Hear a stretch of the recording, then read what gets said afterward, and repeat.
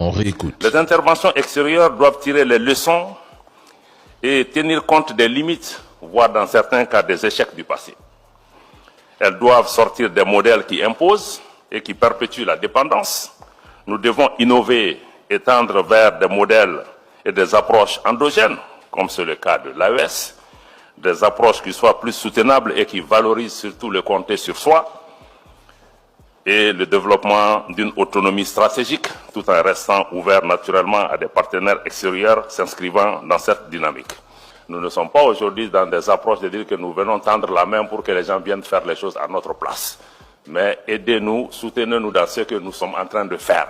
Et nous voulons le faire en nous fondant sur nos capacités, sur les investissements que nous devons faire et que nous sommes en train de faire pour assurer la sécurité dans nos pays, mais aussi en ne présentant pas seulement nos pays comme des problèmes. Parce que le Sahel aussi, peut-être quelque part, est victime de sa richesse, de ses potentialités, de sa jeunesse, de son espace. Même le Sahel que personne ne voit aujourd'hui regorge de ressources en eau souterraine extrêmement importantes qui, pour les 30-50 prochaines années, vont constituer des richesses immenses, des minéraux stratégiques dont regorge cette région. On peut s'inspirer de ce discours remarquable du ministre Diop pour l'appliquer à l'ensemble du continent africain.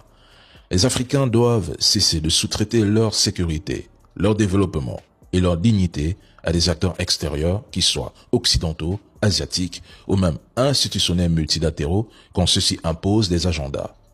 C'est un appel à une maturité collective africaine.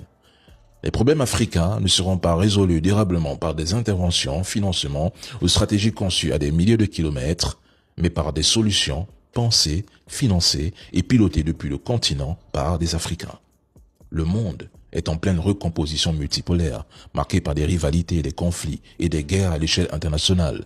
Dans ce contexte, seuls les plus forts s'imposent et s'en sortent, tandis que les plus faibles sont dominés et écrasés. Personne ne viendra défendre nos intérêts à notre place. Personne. L'Afrique doit bâtir des capacités militaires et de renseignement autonomes avec des coopérations intra-africaines sincères comme l'AES le fait au niveau régional. L'Afrique francophone, abandonnons le franc CFA. Parlons de souveraineté monétaire, de contrôle des ressources naturelles, d'industrialisation endogène. L'Afrique est traitée comme un objet et ce n'est pas normal, ce n'est pas bon. Aux yeux des grandes puissances, nous sommes insignifiants. Nous ne pesons pas lourd et nous ne représentons pas une véritable menace pour eux car nous restons divisés.